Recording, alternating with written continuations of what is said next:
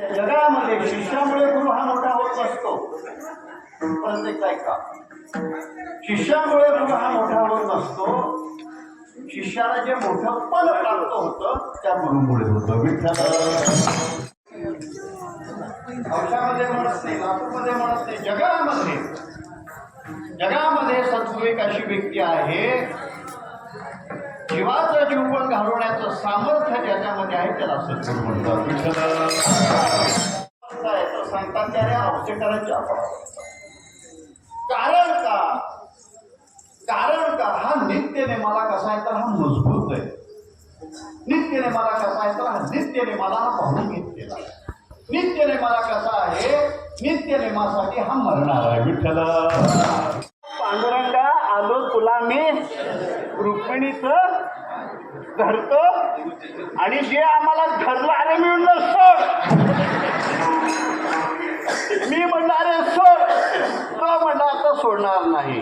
दृष्टांत जरी झाला तरी सांगण्याचं तात्पर्य असं आहे की जीवनामध्ये कोणाचंही लाचारून आपण जिथे पाय धरायचे नाहीत, पण अभंगाच्या पहिल्या कर्मामध्ये पोहोचणार नाही. ते वैभव केवळ त्या नित्यनेमामुळे प्राप्त झालं. म्हणून ज्यावेळेस केवळ विनाश महाराजांचं एक भजन चुकल्यानंतर तुला महाराजांनी सांगितलं तुला प्रायश्चित्त घ्यावं लागणार. आणि काय प्रायश्चित्त आहे ते हे तर मात्र देहाचा त्याग करायचा सांगितलं. देहाचा त्याग नाही. जो कोणी अवश्य करायचा शिष्य ज्यावेळेस कुठलंतरी वचन करत असताना त्याला केशवा, माधवा, विठ्ठला, मुकुंदा, मुरारे, राम, कृष्ण, गोविंद, नारायण हरी याला दशनाम मंत्र म्हणतात. किती नाम मंत्र? दशनाम मंत्र. म्हणून आपल्याला एकदा म्हणायचं नाही तर ते दोनदा म्हणायचं. विठ्ठल परमार्थ आपला तो परमार्थ आपला तो परमार्थाचा शेवट आपला हा कसा आला पाहिजे तर तो सुखमय व्हायला पाहिजे. म्हणून जीवनामध्ये परमेश्वराने आपल्या हातामध्ये ना जन्मही आपल्या स्वतःच्या म्हणजे त्या जीवाच्या हातामध्ये, जन्मही नाही त्याच्या हातामध्ये आणि मरणही ते सर्व काही परमेश्वराने आपल्या हातामध्ये हे ठेवलेले बघ. म्हणून त्या अनुषंगाने विचार करत असताना अनेक अशा शिष्यांचा तुम्ही विचार करा. त्या सर्व शिष्यांनी आपल्या सद्गुरुनाथांना अगोदर कशा रीतीने कशा पद्धतीने त्यांनी शरणागती त्यांनी स्वीकारली बरं का. म्हणून अनेक अशा संत महात्म्यांचा ज्यावेळेस आपण विचार करत असताना त्यांना अनुग्रह देण्यात आला. अनुग्रह देत असताना काळ वेळ द्यायला लागी त्याच्यासाठी करावी तातडी परमार्थाची ज्यावेळेस असं जिथे सांगून जातात. ज्यावेळेस एखादं भय, काळाचं भय ज्यावेळेस आपल्या मागे जिथे लागलेलंच आहे, लागले असं म्हणत नाही, तो लागलेलाच आहे. काळाचं जे भय आहे किंवा भेव आहे ते आपल्या मागे लागलेलं आहे आणि त्याच्यातनं आपल्याला मुक्त होण्यासाठी त्या जीवानी तर ती तातडी कशासाठी करायला पाहिजे तर त्या परमार्थाची तातडी त्यांनी करायला पाहिजे, त्या सद्गुरूंची तातडी त्यांनी जिथे करायला पाहिजे. म्हणून महाराज सांगतात जीवनामध्ये ज्या गोष्टी आपल्याला ज्या त्या वेळेमध्ये करायच्या त्या आपण करायच्या सोडून त्याला आपण बाजूला ठेवतो आणि विनाकारण ज्या अशा काही दुसऱ्या ज्या गोष्टी आहेत त्याच्या मागे आपण लागतो. लक्षात घ्या. विठ्ठल घालवण्याचं सामर्थ्य मनामध्ये असेल तर केवळ त्या सद्गुरूमध्ये लक्ष. आज ज्यावेळेस गुरुगुंडा महाराजांनी विलाप्पा महाराजांवरती अनुग्रह केला, दीक्षा केली, त्यांना पहिल्यांदा वाटलं की बाबा असा मला शिष्य हा भेटायला पाहिजे. म्हणून स्वतःला तुम्ही विचार करा, आजपर्यंत आम्ही दीक्षा घेतल्यानंतर, गुरुमंत्र घेतल्यानंतर आज आम्ही संस्थानासाठी काय आम्ही केलोय, काय आमचं योगदान आहे. स्वतःला विचारा.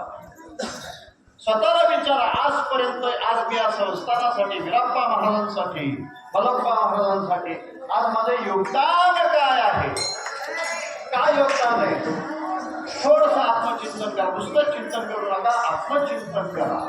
कारण संस्थान केवळ पैशाने मोठं होत नाही तर त्या सत्शिक्षाने, शिष्याच्या सद्गुणाने, चांगल्या शिष्याने हे संस्थान मोठं होतं. विठ्ठल ज्ञानेश्वर महाराजांनी आम्हाला अनुग्रह दिला, गुरुमंत्र दिला, सांगितलं तुम्हाला वारी करावी लागणार आहे, माघवारी करावी लागणार. आणि त्यावेळेला माघ शुद्ध दशमीचा तो पर्वकाळ होता आणि इथून आम्हाला महाराजांनी चालत कुठपर्यंत आम्हाला घेऊन गेले तर पंढरपूरपर्यंत आम्हाला ते घेऊन गेले आणि गेल्यानंतर चंद्रभागेचं स्नान करायला लावलं आणि ओल्या अंगाने परत आम्हाला पालखीचं दर्शन दंडवत घ्यायला लावलं मल्लाप्पा महाराजांचं.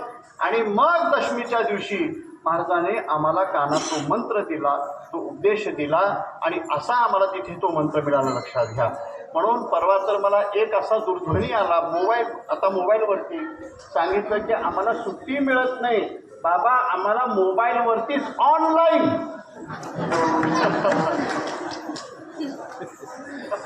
काय करा ऑनलाईन?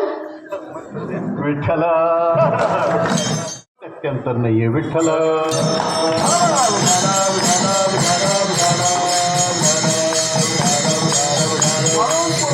ज्यावेळेस आपण गुरुगुंडा महाराजांचं चरित्र आपण पाहतो, वीरप्पा महाराजांचं, मल्लप्पा महाराजांचं आपण चरित्र पाहतो, त्यांच्या जीवनामध्ये जर काय असेल तर त्यांच्या जीवनामध्ये हा त्याग किती हा बसलेला आहे तुम्ही पहा. त्यागमय जीवन आहे, विलासीमय जीवन नाही, विलासी जीवन नाही आहे, त्यागमय जीवन आहे. त्यांच्या जीवनामध्ये काय आहे तर तो त्याग हा सांगितलेला. म्हणून दीक्षा घेतल्यानंतर प्रत्येक शिष्याला बंधनकारक कुठली वारी आहे तर ती माघ वारी त्या प्रत्येक जीवाला बंधनकारक आहे. लक्षात. अनेक जण येतात, आता मला तर एवढं हसू येतं, आम्हाला त्या राम मंदिरापर्यंत बोरफळच्या रस्त्यापर्यंत महाराज सांभाळून जावं बरं का, जसा हाच आम्हाला सांभाळायला लागला बरं का, सांभाळून जावं बरं का, कधी वारीत पालकपई करणं नको. पण एक लक्षात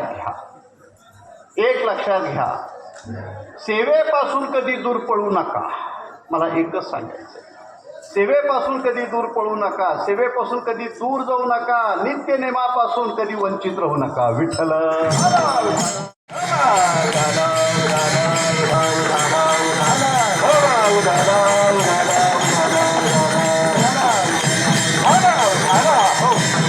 एका शिष्याने आम्हाला लग्नाला बोलवलं बरं का. आता पाय कसे जातात त्याचं छोटंसं उदाहरण सांगतो, सुचलं म्हणून बोलतो बरं का.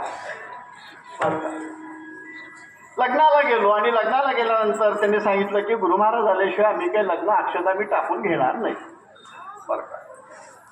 आणि आम्ही सुद्धा नवीन गादीवर बसलो होतो. चला, एका शिष्याने आम्हाला बोलवलं, लग्नाला बोलवलं, पत्रिकेमध्ये फोटो त्यांनी छापला, नाव त्यांनी छापलं बरं का.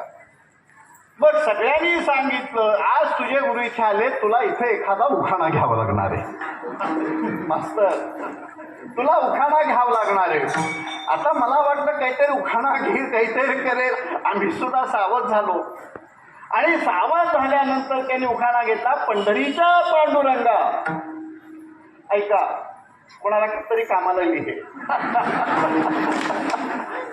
ज्यांची लग्न झाले नाही त्यांना कामाला येईल. पंढरीचा पांडुरंगा, आलो तुला मी शरण बरं का. रुक्मिणीचं नाव घेतो, धरतो गुरुचे चरण.